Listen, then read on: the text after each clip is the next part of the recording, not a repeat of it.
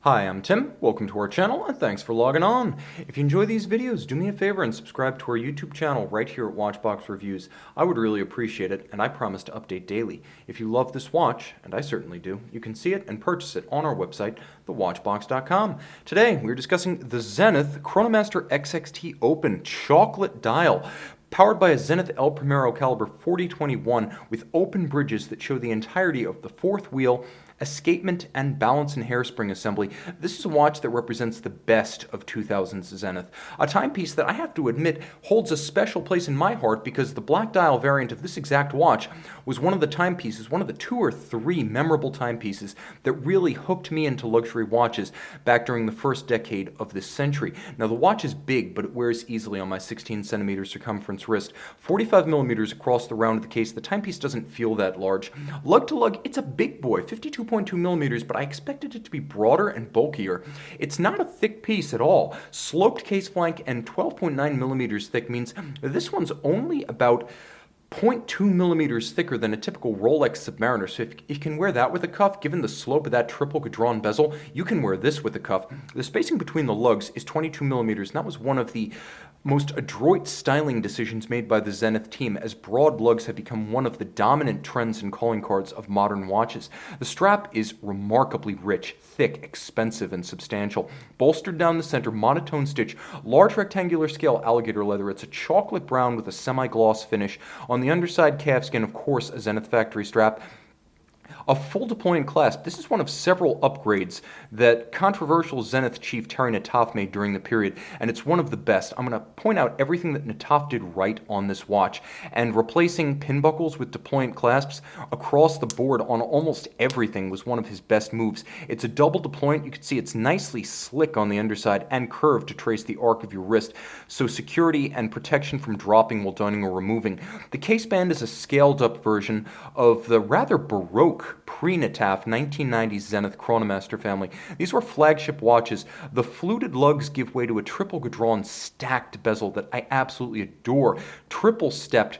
It helps to disguise the mass of the case, and though it is a big case, the fact that it has a sort of conical tapering from its edge to its center visually pairs what would otherwise be apparent bulk. The pushers are lozenge-shaped and rather elongated in a rather mid-century evocative form, and if we jump into the dial, you can see the business end of this watch. Now let's focus on the dial. First of all, the case all in high polish, and I should mention Nataf did away with the perforated lugs. He got rid of the strap tool holes, and he went from perforated to solid lugs, another move that he made. Want to talk about something else that Terry Nataf did right? The open dial. Back then, this was revolutionary. The idea of opening up the dial and exposing the movement, and not just opening the dial, but creating a separate family of calibers that had skeletonized bridges for almost all the business end of the drivetrain. You have the fourth wheel, which bears an extended tri-spoke pinion, and that acts as your constant seconds indicator. So that's the fourth wheel right below the constant seconds tri-spoke. You can see how long that extended pinion is. Then you can see the escape wheel immediately adjacent to that, and the lever itself that beats away as it impulses the balance and hairspring, and everything has been both skeletonized and engine turned to open up the dial and give you 90% of the visual interest of a tourbillon at 10% of the price. Now this is a watch that also features attention to detail on its dial. First, the power reserve, black polished with a golden and faceted index, 50 to 52 hour automatic winding power reserve, faceted hands at center, extended needle-style counterweighted seconds hand, all applique Roman numeral hour indices, so no expense spared here. This is not a transfer dial. These are all applique. And then you have a handsome, fully finished metal aperture that frames that full open escapement. I love the look of this watch, and the chocolate is warm, approachable. It's endearing and human.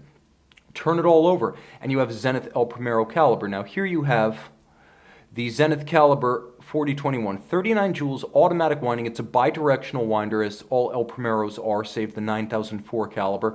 And it features engine turning on all of the bridges and the half bridge for the balance, circular Côte de Genève on the rotor, and that's an unusual finish to see the engine turning on the bridges. It's usually done on base plates. There are 2 different types of screw here.